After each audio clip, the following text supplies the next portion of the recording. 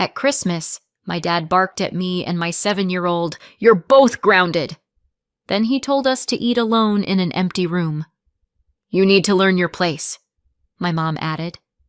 "Thanks, we've already eaten," I said. 2 hours later, I made one phone call and my parents were frantic. My parents' dining room in Pittsburgh looked like a magazine spread. Candles, the good china, a ham that my mom guarded like a trophy. Rosie sat beside me with her feet swinging under the chair, hair still damp from the snow. Everyone was talking over everyone, like always, and then Rosie leaned forward and asked, clear as a bell, "When do I get the thing Great-Grandma said she left so we'd always be safe?" The fork in my dad's hand stopped mid-air. My sister Camilla's smile froze. My mom's laugh came out one note too high. My dad blinked hard, like Rosie had insulted him, and he snapped, "That's a rude question." Rosie's eyes widened. Camilla jumped in fast, too fast, and turned to her daughter with a bright voice. "Ava, honey, tell Grandpa about your award." Ava lifted her little plaque like a crown, and the whole table shifted to clapping, like Rosie had never spoken. Someone chuckled. At Rosie, not with her. Rosie's face went hot, and her shoulders pulled inward. I watched the room decide she was the problem, all in one breath. The silence wasn't empty. It was strategic. Rosie did what she'd been trained to do. She opened her mouth and said, "I'm sorry." And my dad leaned back like he'd won something. I put my hand over hers on the table. "Rosie, stop," I said gently, not loud, just firm. "You don't apologize for asking a question." My mom's eyes narrowed like I'd taken something away from her. "Emma," she warned, in that tone that meant she expected me to fall in line. My dad tilted his head. "In this house," he said, "kids show respect." Rosie looked between us, confused, and tried again, softer. "I didn't mean—" "I know," I told her, and I kept my palm on her knuckles so she could feel I was still there. My dad's chair scraped as he shifted forward. Camilla's mouth curled at the corner, the tiniest little smirk, like this was entertainment. My dad pointed his fork at Rosie like it was a teacher's ruler. "You embarrassed the family," he said. "You will apologize to everyone at this table." Rosie's throat bobbed. I took a slow breath and said, "No." She asked a question. My dad's face went blank in a way that meant trouble. Then he stood up. My dad planted both hands on the back of his chair and looked down at Rosie like she was a stranger. "Stand up," he told her. "Apologize. Now." I didn't raise my voice. I didn't need to. "Dad, you don't discipline my child for speaking," I said. "That's not your lane." My mom let out a sharp little laugh. "Your lane," she repeated, like it was cute. "Emma, you're a guest in this house." "And Rosie is my daughter," I said, keeping my tone even. My dad's jaw worked. "Fine," he said, loud enough that the cousins at the end of the table stopped chewing. "You're both grounded." He jabbed a finger toward the hallway. "Go eat in the den. Alone." The den wasn't even a den. It was an empty room with a card table, like punishment had a floor plan. My mom added, almost calmly, "You need to learn your place in this family." Rosie's hand tightened around mine. I felt her start to fold, to shrink, to become agreeable. I squeezed back and said, "We're not doing this." My dad's eyes flashed. "You will do what I say," he insisted. He wasn't asking. He was claiming ownership. And that's when I understood he wasn't punishing Rosie. He was testing me. I pushed my chair back and stood, still holding Rosie's hand. The room waited for me to argue, to plead, to negotiate. Instead, I looked at my mom and dad and said, "Thanks. We've already eaten." My mom's mouth dropped open like she'd never heard that sentence before. I turned us toward the front hallway, past the stacked gifts and the glittery stockings, and Rosie kept pace like she was afraid the floor might tip. My dad barked after us, "Emma, get back here." I didn't. I helped Rosie into her coat, her little arms stiff with shock, and I pulled my own scarf on without fumbling. Camilla followed us to the doorway and hissed, "Don't be dramatic." I met her eyes and said, "I'm being specific." Outside, the cold slapped my cheeks awake. Snow crunched under our boots. Behind us, the front door opened again and my mom called, sweet as poison, "You're making a mistake." I buckled Rosie into the car seat with hands that didn't shake. When I shut the car door, the house looked perfectly warm, perfectly safe, like a place you could lose yourself in. I started the engine and heard an old voice in my head, quiet and certain. "Call Martin." The drive home was only 15 minutes, but it felt like a whole season. Rosie stared out the window at the lights on other people's porches, blinking slowly like she was trying not to cry. At a red light, she whispered, "Mom, did I do a bad thing?" I kept my eyes on the road and answered like I would about math homework. "No, you asked a normal question." She picked at the edge of her sleeve. "Grandpa said I was rude." "Grandpa wanted you quiet," I said. "That's different." My phone buzzed in the cup holder, bright on the dashboard. I didn't pick it up until we pulled into our driveway. The message was from my dad. "You're grounded. Both of you. Come back and apologize." Another one popped up from my mom before I could lock the screen. "You need to learn your place." Rosie watched my face. "Are we grounded?" she asked, serious, like it was a legal status. I glanced back at her in the rearview mirror and said, "No, sweetheart. People don't ground adults." I got out, walked around, and unbuckled her. Her body leaned into mine for a half second before she caught herself and stood straight, like she was bracing for another correction. I kissed the top of her head and guided her inside. My dad could text all night. He couldn't make us smaller from across town. Not anymore. At home, the quiet had a different texture. Our couch, our mismatched mugs, the hallway light Rosie insisted stay on. I made her cocoa and sat with her on the rug while she arranged her new crayons in a careful line. She kept glancing up, waiting for me to tell her what she'd done wrong. "Rosie," I said softly, "you don't owe anyone an apology for asking about being safe." She swallowed. "But I always say sorry," she admitted. That landed like a pebble in my shoe, small but sharp. I brushed her hair back and said, "We're going to practice not doing that." She nodded like it was homework. At bedtime, she hugged her stuffed rabbit so tight the seams stretched. "I'm sorry," she whispered again, half asleep. I rested my forehead against hers for 1 second and said, "Not tonight." When she finally drifted off, I stayed in the doorway and watched her breathing settle, slow and steady. Then I walked into my kitchen and stared at the clock like it had answers. This exact scene, my child punished for a question, was the one great-grandma had described without ever raising her voice. I hadn't understood why then. I did now. This wasn't about manners. It was about control. I didn't open social media. I opened the family group chat because that was where my mother liked to perform reality.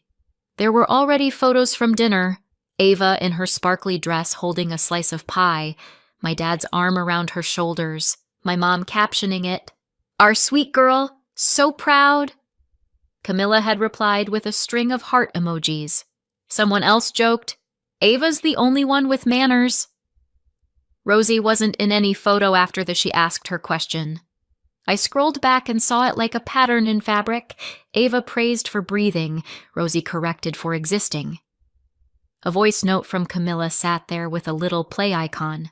I pressed it and heard her bright laugh. "Well," she said, "that was eventful. Dad handled it." I paused it halfway through. Dad handled it, was how they described humiliation, like it was housekeeping. I typed nothing. I just watched the chat roll on without us. Then my mom sent one more message for the audience. Emma chose to leave. We'll talk when she's ready to respect our home. They were already building the story where Rosie and I were the problem, and the scary part was how practiced it sounded. The thing about being the difficult one in a family is that you start pre-editing yourself to keep the temperature down.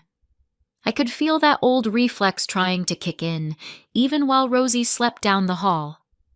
I flashed back to July, to my parents' backyard barbecue, when Rosie, then 6, ran through the sprinkler and slipped, knocking over a cup of lemonade. It was nothing. The cup tipped. Ice clattered. Rosie froze and whispered, "Sorry," before anyone even spoke. My mom sighed dramatically. "Emma," she called, "can you get your child under control?" Across the yard, Ava had just tossed a water balloon at my dad's shirt, and everyone laughed like it was adorable. Camilla had kissed Ava's forehead and said, "She's so spirited." When Rosie spilled lemonade, my dad said, "Clumsy." When Ava soaked him, he said, "That's my girl."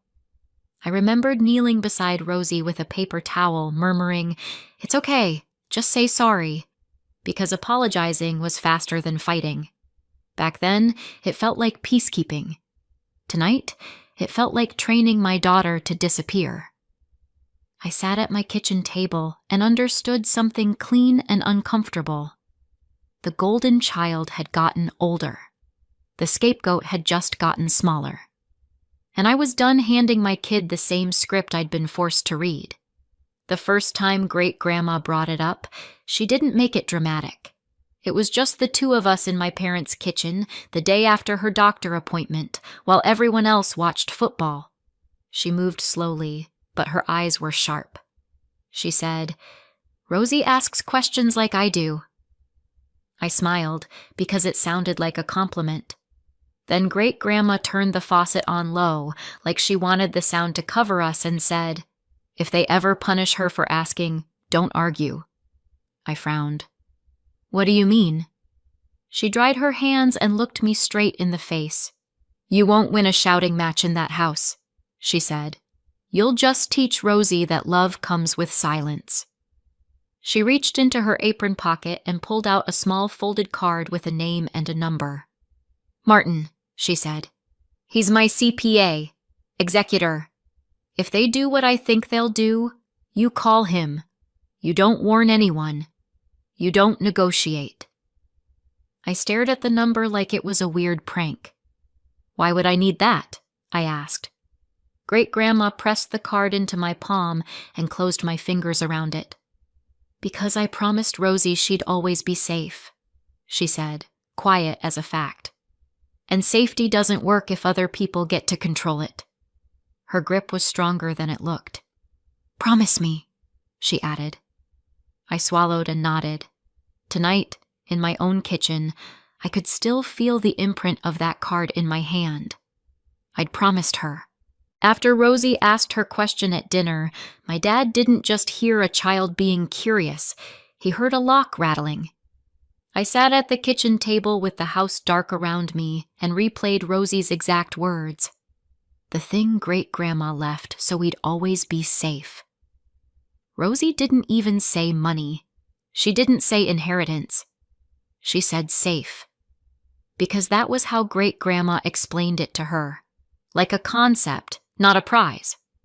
I remembered Great-Grandma leaning down at Rosie's level months earlier saying, "I'm leaving you a safety net, Peanut, so you never have to stay somewhere you don't feel good."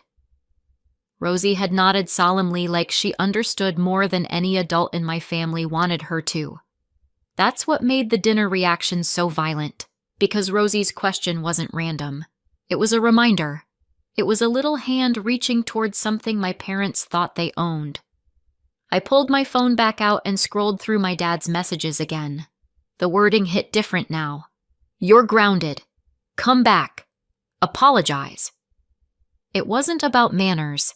It was about obedience, like they could still assign consequences to my life and have me accept them. I opened my notes app and typed one line. Punished beneficiary for asking about safety. It sounded clinical, but it steadied me. Rosie had been brave enough to ask. I could be brave enough to stop smoothing it over. I looked down the hallway at her closed door and thought, very clearly, Rosie hadn't been rude. She'd been right. The day of Great-Grandma's funeral, I moved like someone underwater. My mother cried loudly in public and then immediately started directing traffic. Who would bring casseroles, where people should park, what time everyone should meet back at the house. My dad took over the paperwork the same way he took over everything, by grabbing it first. I watched him in the church hallway, leaning over a clipboard with the funeral home director, signing forms with a confident flourish. When I stepped closer, he angled his body between me and the page without even thinking about it. "I've got it," he said. "You don't need to deal with this." Behind him, Camilla nodded sympathetically like he was doing me a favor. I was tired. I was grieving. I let it happen because I didn't have the energy to argue about signatures. Later, at my parents' house, a banker-looking man dropped off a thick envelope. My dad slid it into a leather folder before I could even read the label. I said, "Should I?" And he cut me off with a light laugh. "Emma, you always stress," he said. "There's nothing for you to worry about." Then he tucked the folder under his arm and walked it straight to his home office, shut the door, and clicked the lock. I remember standing in the hallway with a paper plate of funeral ham, listening to that lock settle and thinking, that's odd. Tonight, after what he did to Rosie, I finally had the word for it. It wasn't odd. It was deliberate. He walked away with everything. I tried once to be included the right way. A few weeks after the funeral, I asked if I could see whatever Great-Grandma had left, just to understand it. I brought it up carefully while my mom was pouring coffee and my dad was sorting mail, like it was no big deal. "Dad," I said, "can I get copies of the estate documents? Just for my records." My dad didn't even look up. "No," he said, like I'd asked for his PIN. My mom's lips tightened. "Why would you need that?" she asked. Camilla, seated at the counter like she still lived there, gave me a patient smile. "Emma," she said, "Dad's handling it. That's literally what he does." "I'm her granddaughter," I said, "and Rosie's her great-granddaughter." That made my dad finally look up. His eyes were flat.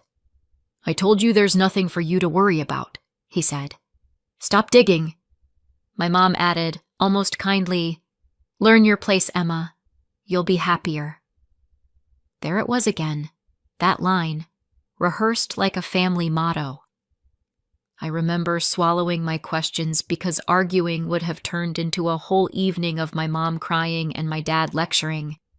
I told myself it wasn't worth it. I told myself I could keep the peace by staying vague.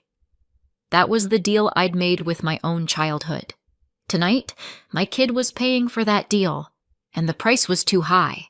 Around 8:15 p.m., after Rosie was asleep, my phone lit up again. It was my dad. This time, he didn't bother with texting like a person. He left a voicemail. "Emma," he said, slow and sharp. "You will bring Rosie back tomorrow morning. 10 a.m., family meeting. You will apologize to your mother and me. Rosie will apologize to everyone. Otherwise, you are not welcome in this family." He paused like that was supposed to crush me. Then he added, "And don't think you can keep her from us. That won't end well." My mom followed with a text that tried to sound gentle. "We love Rosie. Don't make this hard." My stomach didn't drop. It just went still, like my body was done reacting. They weren't asking to talk. They were issuing terms. And the craziest part was they still thought it worked, like I was 17 and grounded in my childhood bedroom. I opened my camera roll and saved screenshots. I labeled a new folder in my phone, Christmas. Then I opened a second folder and labeled it After Funeral. I didn't feel dramatic. I felt organized. In the living room, the Christmas tree lights blinked on and off, indifferent. My dad wanted a meeting. He wanted an apology. He wanted the old version of me who would do anything to get the room to calm down. Instead, I stared at his voicemail and thought, you just gave me evidence. They were using Christmas like a leash, and I wasn't holding the other end. I went to the hall closet where I kept a plastic bin of great-grandma's things. Nothing valuable, just small items she'd handed me over the years when my parents weren't watching. The bin smelled like cedar and old perfume. I dug past a crocheted blanket and a tin of buttons until my fingers hit a laminated recipe card. On the back, in neat handwriting, was a name, Martin S., and a phone number. My throat tightened, not from sadness, but from recognition. This was the card she'd pressed into my hand at the sink. I must have slipped it here afterward, telling myself I'd probably never need it. I sat on the floor with the bin open beside me and read the number twice, like it might change. Then I did something I hadn't done in years. I called Camilla, not because I thought she'd help, because I wanted to hear how she'd spin it. She answered on the second ring with a bright, "Hey," like we were friends. "Why did you do that at dinner?" I asked. No small talk. Camilla sighed. "Emma, you always make everything about you." "Rosie asked a question," I said. "Dad grounded her." "Dad corrected her," Camilla replied. "There's a difference." "He told her to eat alone," I said. "In an empty room." Camilla lowered her voice like she was sharing wisdom. "Rosie can't go around bringing up stuff," she said. I sat up straighter. "What stuff?" There was a pause, half a second too long. Then Camilla said, "You know, what Grandma set up. Dad's handling it. Don't start problems." That little slip was all I needed. This wasn't just about discipline. This was about keeping me away from whatever set up meant. I ended the call politely. Then I held the recipe card like it was a key. Martin's name stared back at me. And for the first time all night, my next step felt simple. I didn't do anything loud. I didn't send a long message. I didn't draft a speech.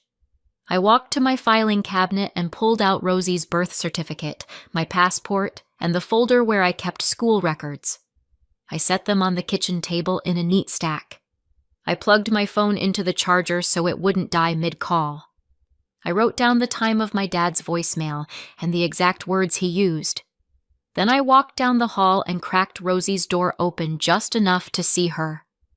She was curled around her rabbit, mouth slightly open, hair splayed on the pillow. She looked completely safe in her own room, and that's when I understood what I was really protecting.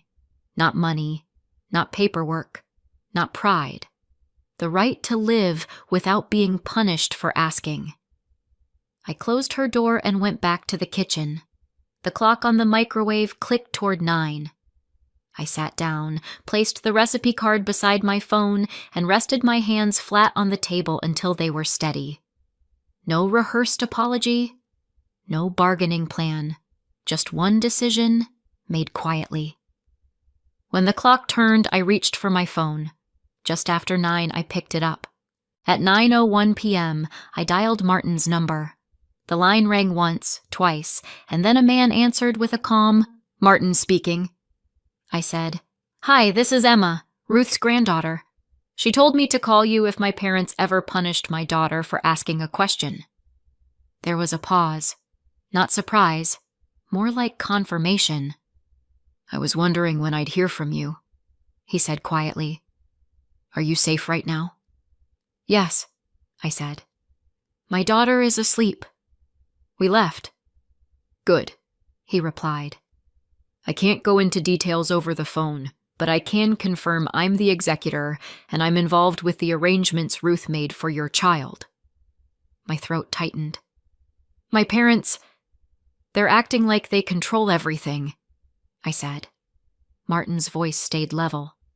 Here's what you do, he said, like he'd said it before. You don't sign anything. You don't attend any family meetings. You don't respond to threats. You document what they said tonight. Okay, I said, and I meant it. I need to see you in person, he continued. First business day. Bring your ID and Rosie's birth certificate. I glanced at the stack on my table. I have it, I said. Good, he said. And Emma, they do not get to discipline a beneficiary into silence. I exhaled, slow. Thank you, I said. You can thank Ruth, he answered. She planned for this. When I hung up, the house was still quiet, but it didn't feel empty anymore. It felt protected. 2 hours later, my phone started blowing up.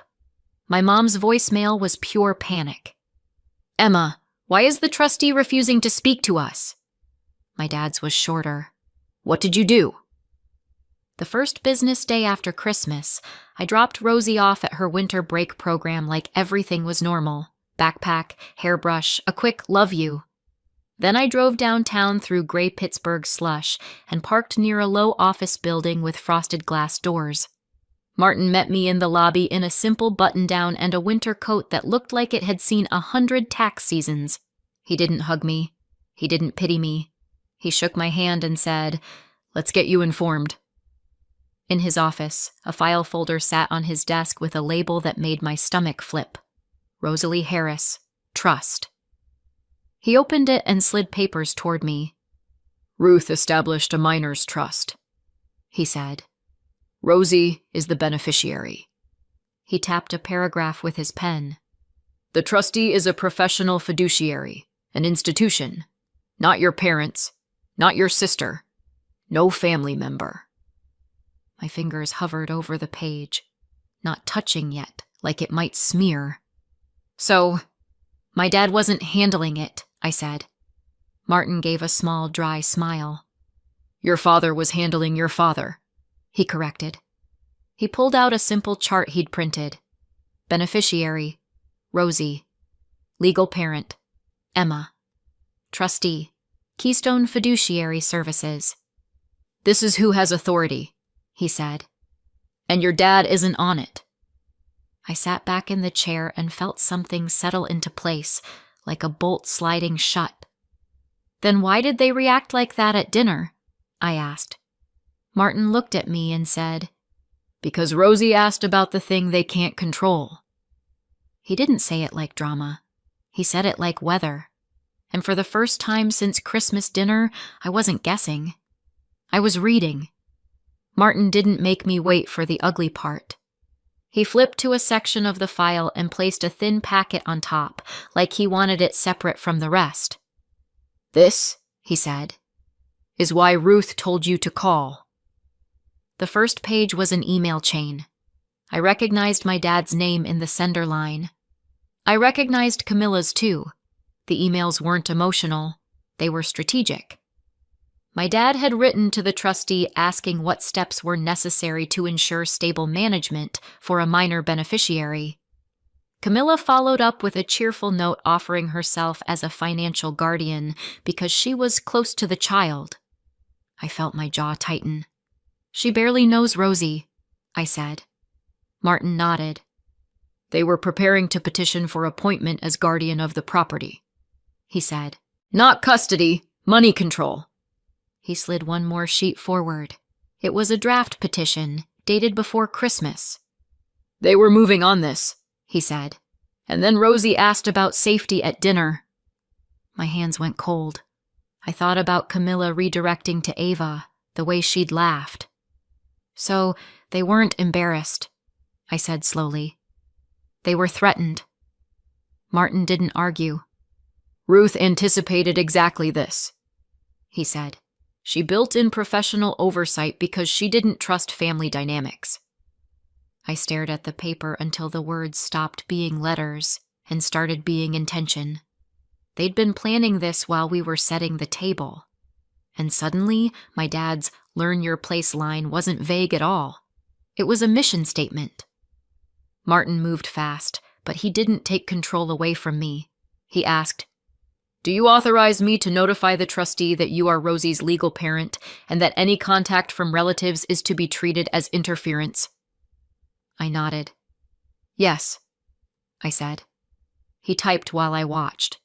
He attached copies of my ID and Rosie's birth certificate. He referenced my dad's attempt to discipline Rosie for asking about trust arrangements in clean professional language. He printed the letter, slid it across the desk, and said, "Read it. Make sure it's accurate." I read every line. It was plain, almost boring, which made it powerful. I signed where Martin indicated, not as consent to their plan, but as a statement of reality. I am her mother. I am here. Martin scanned it, emailed it, and then called the trustee's main line on speaker. A woman answered with a practiced voice. Martin introduced himself and said, "We're placing an immediate restriction on information sharing and distribution discussions. Only verified parties." The woman replied, "Understood. I'm flagging the account." Martin looked at me and said, "They will not be able to call and charm their way into details anymore." When we left the office, he handed me a copy of everything in a folder and said, "Keep this. Don't let anyone hold the papers again." Outside, the cold wind cut between buildings, and I pulled my coat tighter. The dominoes hadn't fallen yet, but the table had been leveled. The door they built for themselves just slammed shut. Over the next few days, my parents' panic escalated into an avalanche of missed calls. My mom left a voicemail that started with sniffles and ended with anger. "Emma, why is the trustee refusing to speak to us? This is ridiculous." My dad's message was shorter. "Fix it," he snapped, like I'd broken his toy.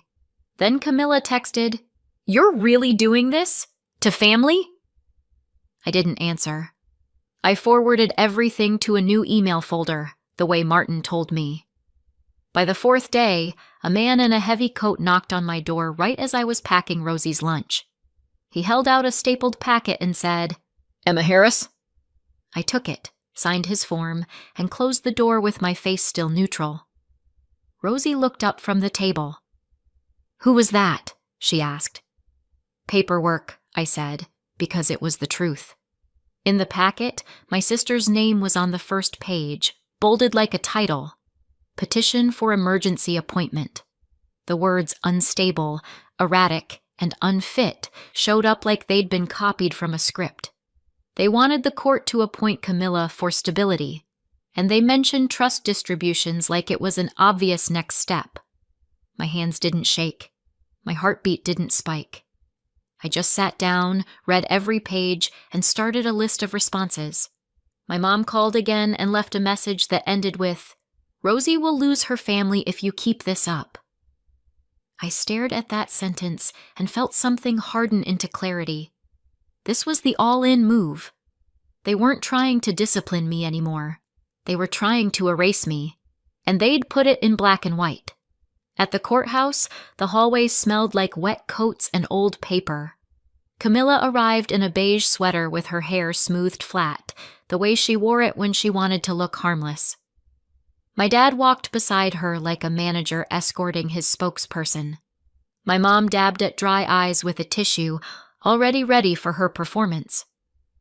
I carried my folder and a small binder Martin helped me organize, tabs labeled like a school project, Christmas, voicemail, texts, timeline.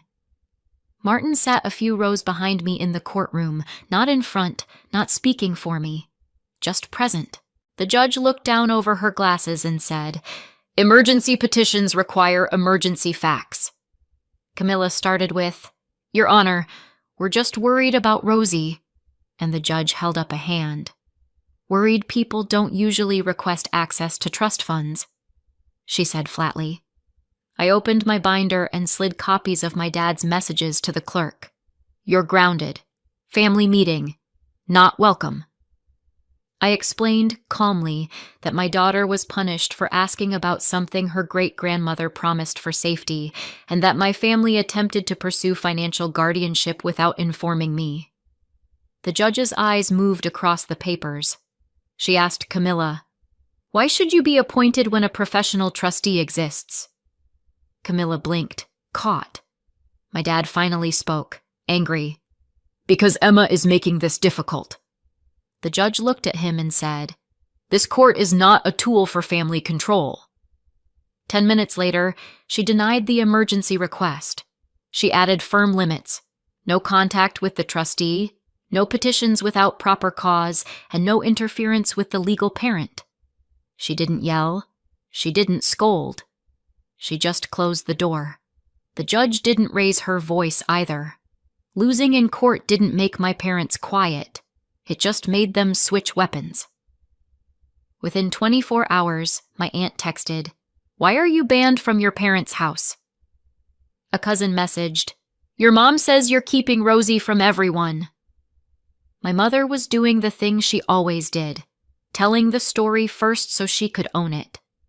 In the family group chat, she posted, "Emma has chosen to separate herself. Our door is closed until she gets help." My dad added, "Rosie will always have a place here. Emma won't." That one made my stomach finally move. Just a small twist of anger. Rosie was not a place. She was a person. I didn't argue in the chat. I made one quiet move. I forwarded a single PDF Martin had emailed me that morning. The deed and trust summary for the house my parents lived in, stamped and dated. The cover page was simple. Property held in trust for the benefit of Rosalie Harris. I wrote one line above it. For clarity, this home is part of Rosie's trust. Any bans violate the trust conditions. Then I stopped typing. The chat went silent for almost a full minute, an eternity in a loud family. My uncle replied first. "Wait, what?" Then another cousin. "Are you serious?" My mom tried to backpedal with, "That's not what it means." But the document didn't care about her tone. Camilla didn't respond at all. In the middle of the storm, I sat on my couch and watched the narrative flip from "Emma is dramatic" to "Why were you trying to control a child's trust?" That was the second front, and they were losing it. Suddenly, it wasn't their house at all. A week later, my parents got an official notice delivered by certified mail. I know because my dad called me the minute he opened it, voice tight. "What did you do?" he demanded. I didn't match his volume. "I didn't do anything," I said. "I made a phone call and told the truth." The notice was blunt. Their right to live in that house was a permission with conditions. No retaliation against the beneficiary, no exclusion of the beneficiary's legal parent, no interference with trust protections. If they continued, the trustee could move to terminate their occupancy. After that, my parents stopped using the phrase "learn your place." They switched to "let's just move forward," like it had all been a misunderstanding.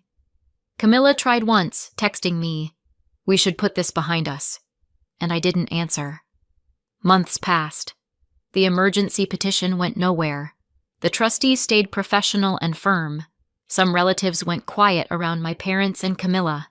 Not dramatic cutoffs, just fewer invitations, fewer replies, less applause. Rosie stopped saying sorry when she asked for water or needed help with her shoes. One afternoon, a letter arrived for her in a crisp envelope, forwarded through Martin. It was great-grandma's handwriting inside. Rosie sounded it out slowly, lips moving. "You were brave enough to ask," it said. "So I kept my promise."